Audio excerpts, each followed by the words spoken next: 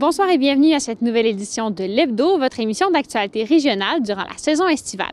Mon nom est Clara Maté-Genet et je suis votre animatrice. Ce soir à l'émission, je vous amène à Saint-Eustache pour le festival Découverte interculturelle. On sera ensuite à Sainte-Thérèse pour un compte-rendu du tournoi de basketball Révolution. On en profite aussi pour faire un tour au Jardin des Sources qui se fait une beauté pour été.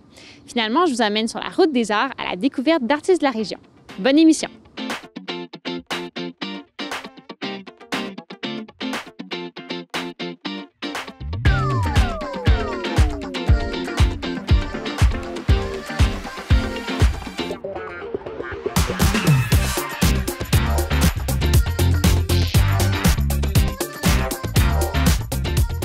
Le 13 juillet dernier se tenait la 3e édition de l'événement Découverte interculturelle à Saint-Eustache et j'étais sur place pour l'occasion. Je vous présente ce soir notre reportage à ce sujet. Aujourd'hui, c'est le festival Découverte interculturelle. Donc, c'est la 3e édition cette année du festival. C'est un festival qui est né de la collaboration de plusieurs services de la ville, dont notamment le développement de la communauté, la bibliothèque et Arts et Culture, et notre partenaire ABL Immigration. Donc aujourd'hui, les festivités ont commencé à 15 h et ça se poursuit jusqu'à 21 h. On a beaucoup de kiosques de rue. On a à peu près 25 artisans et commerçants locaux de la grande région de Montréal qui sont issus de la diversité, ainsi que des activités. On a débuté la journée à 15 h avec Katam et ses tam-tams. Ensuite, on va avoir de la danse Jambola, on va avoir de la danse brésilienne et des dégustations commentées de cuisine brésilienne aussi. Il y a des kiosques de rue asiatiques, brésiliens, marocains, un peu de tout pour goûter les saveurs du monde. Et on va avoir aussi le clou du spectacle, c'est El Hadj Diouf, un artiste sénégalais qui va être là à 19 h pour le spectacle final. Et le tout est sous l'animation de Stanley Péan, qui est un auteur issu de la diversité, qui va également offrir des séances de dédicaces avec son public et son lectorat. Nous, on s'est joint avec la ville de Saint-Eustache, ABL Immigration. On est très fiers. Et Saint-Eustache est peut-être le lieu privilégié des Basses-Laurentides pour ce type d'activité, compte tenu du passé historique de la ville, compte tenu de l'ensemble de sa situation. Donc, c'est une merveilleuse journée. Puis en plus de ça, on est chanceux aujourd'hui. C'est magnifique comme température. La population est là. Les gens participent. Et ça nous donne l'occasion de permettre une réflexion sur l'ouverture aux différentes communautés, à notre intégration, à l'importance du français aussi. Et donc, ça se déroule très bien. Donc, pour une 3e année auquel on participe. C'est sûr que c'est un événement parmi tant d'autres. C'est sûr que c'est un gros festival, donc on appelle les gens issus des diversités, autant dans les commerçants, c'est issu de la diversité, les artistes également, mais aussi les participants. Donc ça a pour but de faire connaître un peu la culture des différents pays. Et il y a aussi plusieurs autres activités à la ville qui est comme un prolongement du festival au courant de l'année. Donc que ce soit des heures du conte thématiques interculturelles, que ce soit les voyages autour du thé qu'on fait à la Maison du citoyen. C'est plusieurs occasions de découvrir la richesse qu'il y a à Saint-Eustache, mais aussi à travers le monde. 2 éléments. Hein. Un élément à nous, de connaître les différentes cultures, de connaître les gens de plus en plus qui composent notre communauté, et aussi de permettre aux gens des communautés une plus grande participation à la vie culturelle de Saint-Eustache et de la région. Donc, 2 éléments. On vise à la fois les gens issus de l'immigration et à la fois la population du milieu pour cette ouverture. Donc, une activité semblable donne cette double occasion dans un sens et dans l'autre. Donc, c'est excellent. Là, ça rejoint, je pense, des objectifs qui sont souhaitables d'un vivre ensemble, d'un partage de valeurs, partage de principes et se faire connaître. Se faire connaître, souvent, les gens vont s'interroger sur le rapport des cultures. Donc, des activités semblables, ça permet de découvrir et de se faire découvrir. De plus en plus, c'est récent, mais 3 ans, puis nous, un petit peu plus, là, on s'aperçoit qu'il y a une préoccupation. Hein? De toute façon, on a beaucoup de nouveaux arrivants, donc les gens ont un souci d'accueil, un souci de curiosité. Et je pense que des activités comme ça concourt. On a le kiosque à l'entrée, là, puis je ne vais pas venir aujourd'hui, mais je m'aperçois qu'il y a plein de questions. Donc, les gens vont à la bibliothèque, les gens participent aux activités autour du monde, je me l'ai dit.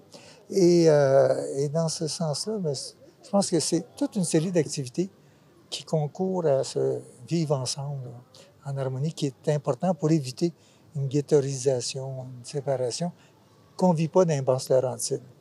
Et tant mieux. Les festivités viennent juste de commencer, mais Katam et ses tam-tams, l'activité sur la scène en ce moment, c'est une découverte, c'est un bijou, cet homme-là. Il fait participer les jeunes, les enfants, les familles. C'est vraiment enlevant. Donc, les gens apprennent des petites danses, des chorégraphies sur de la musique percussive. C'est vraiment magnifique. Saint-Eustache joue un rôle, je pense, déterminant au niveau des Basses-Laurentides, à cause de son passé, à cause de son histoire, mais à cause aussi de son présent. Et je pense que tout ça concourt à enraciner les nouvelles populations et à créer ce lien de solidarité entre les personnes.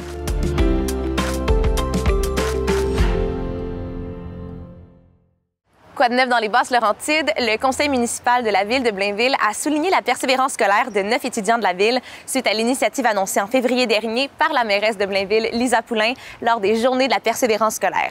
Plusieurs prix, dont une réservation gratuite à la zone, ont été remis à 7 élèves de 6e année du primaire et une bourse a été offerte à 2 étudiants finissant de 5e secondaire. Selon la mairesse, cette initiative vise à reconnaître les efforts de ces élèves tout au long de l'année. Les travailleuses et les travailleurs de Safran à Mirabel ont accepté une entente de principe le 3 juillet dernier avec 98 % des voix. Ces employés spécialisés dans la fabrication de trains d'atterrissage pour les avions étaient en grève depuis le 28 mai dernier.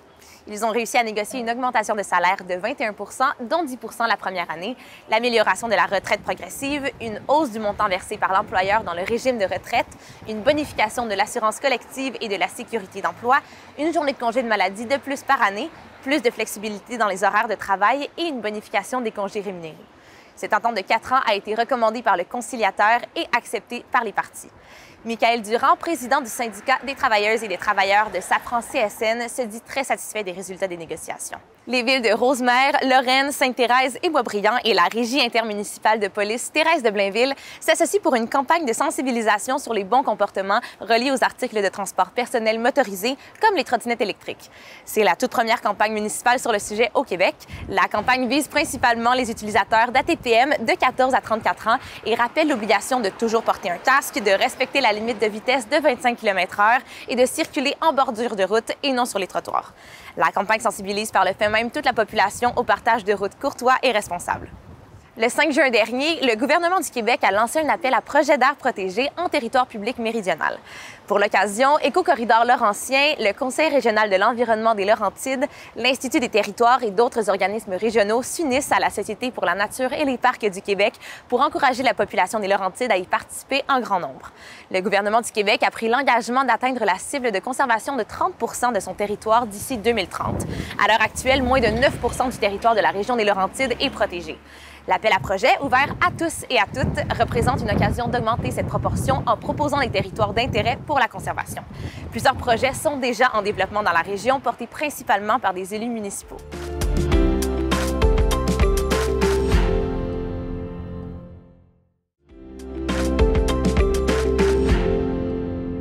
La fin de semaine dernière se déroulait la 2e édition du tournoi de basketball Révolution à Sainte-Thérèse et à Rosemère. C'est l'occasion de voir la relève du sport dans la région en action. Aujourd'hui, on est à l'Académie Sainte-Thérèse. On est tournoi de Révolution, la 2e édition. L'organisation a vu le jour en 2013. On a commencé par une équipe de jeunes et puis l'organisation a grossi à travers les années. On est rendu, en ce moment, on a 10 équipes d'été. Pendant l'hiver, on peut monter à peu près à 15 équipes compétitives. Au total, on a environ 400 joueurs au total qui sont dans l'organisation. Et on fait le tournoi pour une levée de fonds, puis donner l'occasion aux jeunes de jouer un tournoi dans la région, parce que la plupart des tournois sont sur la Rive-Sud et tout ça.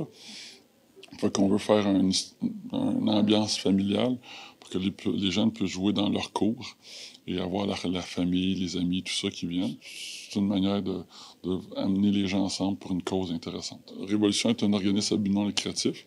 Alors, on fait ça pour financer nos différents projets puis pour pouvoir donner des opportunités intéressantes aux jeunes dans les équipes. On a 75 équipes au tournoi. L'année passée, on avait 56, alors une augmentation tranquille.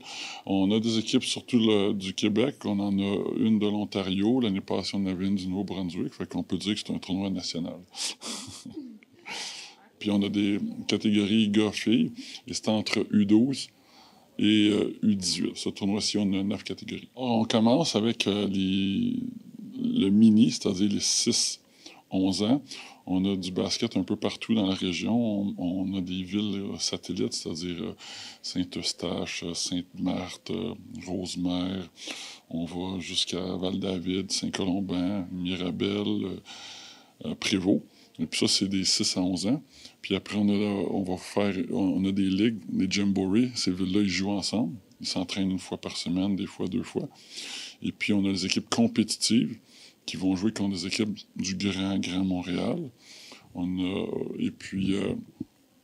aussi une ligue maison. Alors, on a comme 3 niveaux. On a niveau compétitif, développement, et le niveau en dessous qui est le niveau récréatif. Ça fait qu'on a un peu pour tout le monde. Une petite anecdote intéressante, c'est qu'au début, j'ai fait, un groupe d'amis, on a fait une ligue pour les adultes. C'était une ligue compétitive pour les 18 ans et plus. Puis ce qui s'est passé, c'est que les coachs venaient de Montréal, puis ils trouvaient ça cher, le gaz, tout ça. Je dis, OK, je vais faire un programme junior en bas, puis vous allez les coacher, puis ensuite, vous allez faire vos pratiques. Fait en entraînant, vous allez être payé, puis ça va payer votre gaz. Et puis, les coachs, ils venaient plus pratiques. Moi, je les ai coachés. Puis, à un moment donné, quand j'ai dit, je lâche, j'ai dit, il y a des parents qui ont dit, OK, on va embarquer. Puis là, le programme a grossi. On a même eu la chance d'avoir Olivier Maxence Prosper, qui joue dans la NBA, qui a commencé dans notre programme, puis qui a évolué. Alors, ça donne l'opportunité à des jeunes de tout âge, de tout niveau. Alors, Révolution fait du bien à la région, puis le basket est un sport en plein essor. Donc, nos inscriptions montent de plus en plus. Là, la preuve, c'est qu'on a 3 équipes aux Olympiques, les gars, les filles et les filles en 3 contre 3. Alors, moi, je vois les inscriptions qui montent. Aussi, on a les camps de basket à côté, qui sont là depuis 19 ans. Et puis, les inscriptions montent. On est aussi formateur de nos coachs. Fait qu'on essaie d'offrir une panoplie de services pour être sûr que ce qu'on offre, c'est qualitatif. Grosso modo, ça se passe bien. Tu sais, on a des équipes qui jouent. Il y a les gymnases à gérer, mais on arrive à trouver des solutions pour tout. Les jeunes jouent, puis on a mis des règles différentes pour amener de l'excitation et tout ça. Fait que les gens sont heureux, puis on a essayé d'amener des choses autour, comme la nourriture, puis le staff est heureux, les joueurs sont heureux, puis on continue. Le basket est en plein boom dans la région des Laurentides.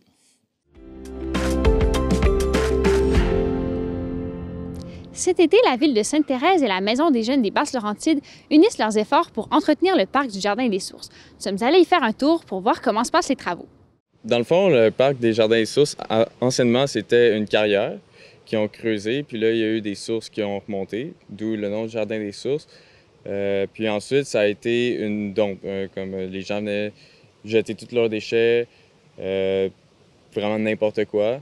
Puis je pense depuis les années 1990, la Ville de Sainte-Thérèse ont tout ramassé, nettoyé les déchets, puis ont renaturalisé le parc. C'est vraiment un parc qui est apprécié par les citoyens, donc on veut rendre ça le plus sécuritaire possible pour eux, puis le plus beau possible pour eux aussi. Les citoyens aiment vraiment les travaux qu'on fait, donc on a souvent des remerciements de la part des gens qui marchent, tout ça. Donc on rend leur parc le plus agréable à pratiquer dessus possible.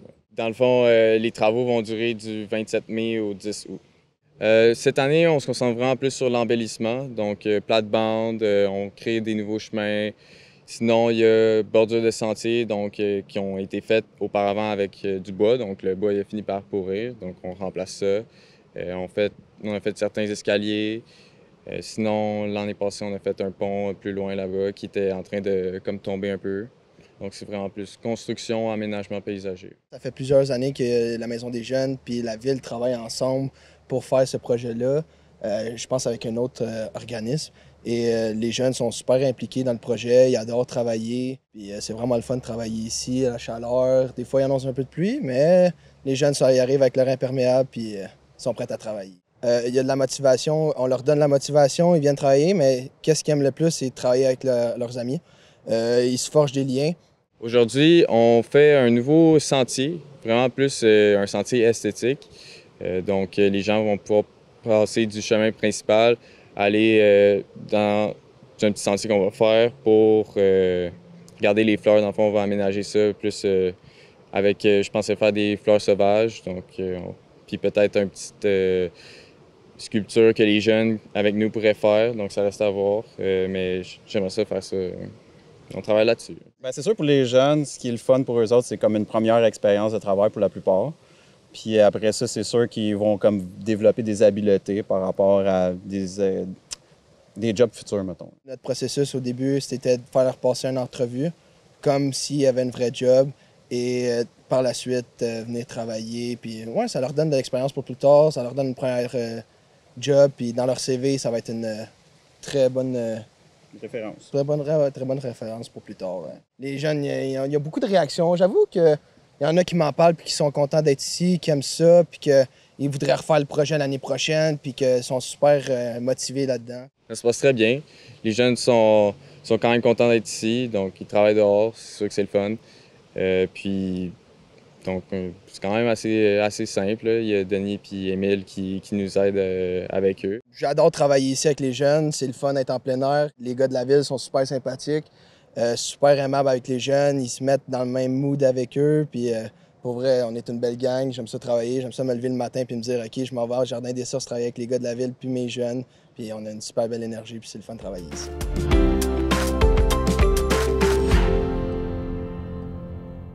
À venir dans les Basses-Laurentides, le 9 août prochain dès 15h aura lieu Mirabelle en fête au complexe du Val d'Espoir dans le secteur de Saint-Janvier. Cette journée regroupera des activités pour toute la famille comme un kiosque de blé d'Inde, un spectacle jeunesse et une zone de jeu. Un spectacle mettant en vedette Matt Lang aura lieu à 20h30 suivi des feux d'artifice. Il est possible de s'y inscrire jusqu'au 2 août prochain à l'adresse f.letourneaux@commercialmirabelle.ca. Plusieurs activités et spectacles auront lieu à Saint-Jérôme dans les prochains jours. Tout d'abord, demain, le vendredi 19 juillet, aura lieu l'activité Livre au parc de 10h à 11h30 au parc Schulz et de 15h à 16h30 au parc Multisport et Bouvrette.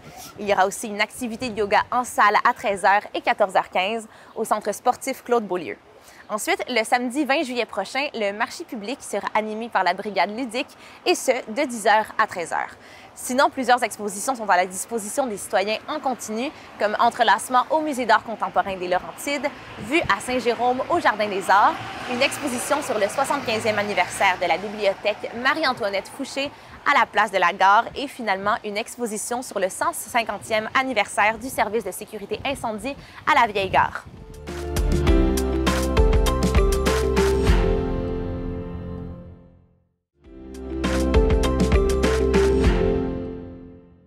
Pour sa 25e édition, la Route des Arts propose un parcours pour découvrir près d'une trentaine d'artistes du sud-ouest des Laurentides. Du 13 au 21 juillet, le public est invité à aller à la rencontre d'artistes et d'artisans qui ouvrent les portes de leur atelier pour l'occasion. Je suis allée faire un tour à Saint-Joseph-du-Lac pour aller à la rencontre de certains artistes qui participent à ce circuit de découverte. C'est la 25e année, cette année, de la Route des Arts. Dans le fond, c'est que les artistes ouvrent leurs portes de leur atelier pour venir visiter leur environnement, où on crée, où on a nos inspirations. Il y a des artistes et des artisans sur la Route des Arts. Il y en a plus de 28 cette année. Il y a beaucoup de nouveaux cette année. C'est vraiment une belle cuvée, comme on dit. Puis c'est ça, dans le fond, on ouvre vraiment nos portes pour faire découvrir aux gens c'est quoi être artiste, puis aussi faire connaître notre travail. Ça fait à peu près une vingtaine d'années que je suis installé ici, puis ça doit faire à peu près 12 ans que je fais la Route des Arts, tout ça. Je suis un artiste. À la base, je faisais beaucoup de peinture à l'huile. C'était vraiment les techniques anciennes qui m'intéressaient. L'encaustique est venu par la suite. Là, pour les gens qui ne savent pas ce que c'est, l'encaustique, c'est la peinture, c'est de la peinture faite à partir de cire d'abeille et de pigments. Donc, ça s'installe à chaud. Il faut chauffer le matériel, puis on peint avec la cire chaude. J'avais déjà fait de la poterie il y a quelques années, puis là, je me suis dit, pourquoi pas en faire quelques pièces supplémentaires pour les vendre pour la Route des Arts. Une poterie, on sait quand est-ce que ça finit, alors qu'une peinture, des fois, en 3 heures, c'est terminé, mais des fois, ça prend 3 mois, puis finalement, c'est désastreux comme résultat. Je me repose avec la poterie, disons. Puis aussi, bien, il y a l'ébénisterie. Dans le fond, tous les encadrements, c'est moi qui les fais aussi. Moi, c'est ma première année à la Route des Arts. Ça fait un petit bout que j'habite ici. Puis quand j'ai vu les affiches qui passaient, je me suis dit, ben, j'ai quand même un profil qui pourrait entrer dans la Route des Arts. Et donc, j'ai appliqué cette année. Puis ben, j'ai eu la chance d'être sélectionnée. J'ai souvent des questions sur mes reliefs parce que je travaille beaucoup avec du relief. Puis j'aime installer des symboles dans mes reliefs. Donc, je vais autant aller chercher des symboles très personnels qui sont inspirés de ma propre histoire, inspirée de mon enfance, de tout ce que j'ai vécu, les expériences, comment je les ai dépassées, transcendées. Et puis sinon, je vais aussi chercher des symboles plus universels, comme par exemple la coquille d'œuf. J'en mets dans plusieurs de mes tableaux, puis ça amène vraiment un relief assez intéressant. Parfois, c'est des petits morceaux, parfois des plus gros, fait que ça varie vraiment beaucoup. Moi, je fais de la peinture à l'huile, puis je suis spécialisée, si on veut, dans la botanique, des feuillages, des toiles florales. Puis j'aime beaucoup travailler la texture, faire ressortir les fleurs du cadre un peu, là, avoir l'impression qu'on a une fenêtre ouverte puis que les fleurs abondent dans la pièce. J'ai été en graphisme parce que j'aimais dessiner, j'aimais peindre. Puis dans le fond, je me suis aperçue avec le temps que c'était la couleur que j'aimais travailler. Puis c'était ça, dans le fond, mon sujet principal, que c'est à partir de ça que je crée des environnements de lumière, d'ombre, vraiment, ça mène beaucoup à la contemplation, là. Et ça fait 3 ans, là, cette année, en fait, j'expose ici avec Josée. C'est chez elle que j'expose. Elle m'accueille dans son atelier. Oui, tous les deux, on a commencé il y a 3 ans, puis on aime bien l'expérience. Je trouve ça vraiment intéressant, les échanges qu'on peut avoir, de voir aussi l'intérêt des gens, qu'est-ce qui vient les toucher. Certains vont reconnaître des choses, comme c'est de l'art abstrait, on peut aller interpréter, on peut aller observer ce qu'on veut, puis chaque être humain va y voir un miroir de ce qu'il connaît. Et moi, j'aime beaucoup observer ça aussi, de voir, moi, je vois ça dans celle-là, je vois ça dans celle-là. Puis c'est très varié selon chacun. Fait que, non, c'est vraiment intéressant de voir les réactions des gens. Jusqu'à maintenant, je trouve ça vraiment intéressant comme expérience à vivre, découvrir d'autres artistes, découvrir tous ces univers différents, créatifs. Présentement, d'avoir les ateliers ouverts. Je sais que souvent, les gens aiment d'avoir le contact direct avec l'artiste, de pouvoir aller capter l'histoire qui est en arrière des tableaux, la réflexion, le processus créatif. Et ça, je sais que c'est quelque chose qui est très chouette à vivre. Et moi, j'aime beaucoup raconter aussi ce qui est en arrière de mes tableaux. Des fois, on voit juste l'œuvre terminée, puis on se dit, ça a l'air facile, mais il y a vraiment beaucoup d'étapes avant d'arriver à la fin. Puis c'est le fun aussi pour les gens qui achètent les œuvres de voir, comment on procède pour les faire. Puis en plus, c'est que, on est tout seul, là, beaucoup en atelier, là, c'est vraiment c'est quelque chose de très solitaire, la peinture. Puis de voir que, souvent, nous, on vit des émotions en le faisant. Et on passe à travers un paquet d'émotions, de toute façon, quand on le fait. Oui. Mais c'est que quand on le montre, ensuite, il y a des gens qui viennent et qui vivent une émotion devant ce qu'on a fait. C'est là que ça prend encore plus de sens. Ça prend une autre dimension, là, de partager son travail. Les gens sont très sensibles au style de peinture que je fais. Ça leur permet... c'est très ouvert ce que je fais comme style de peinture, dans le sens qu'ils peuvent s'approprier l'histoire qui se déroule dans le tableau. Là. La trame n'est pas figée. Et puis, c'est ça. Je sens que ça plaît beaucoup. Puis ça apporte beaucoup de choses au niveau de l'imaginaire. Ça. Je vous invite à venir voir l'événement qui dure encore jusqu'à dimanche 21 juillet prochain. Et puis, on va se souhaiter de la belle température puis des beaux visages souriants qui viennent nous visiter.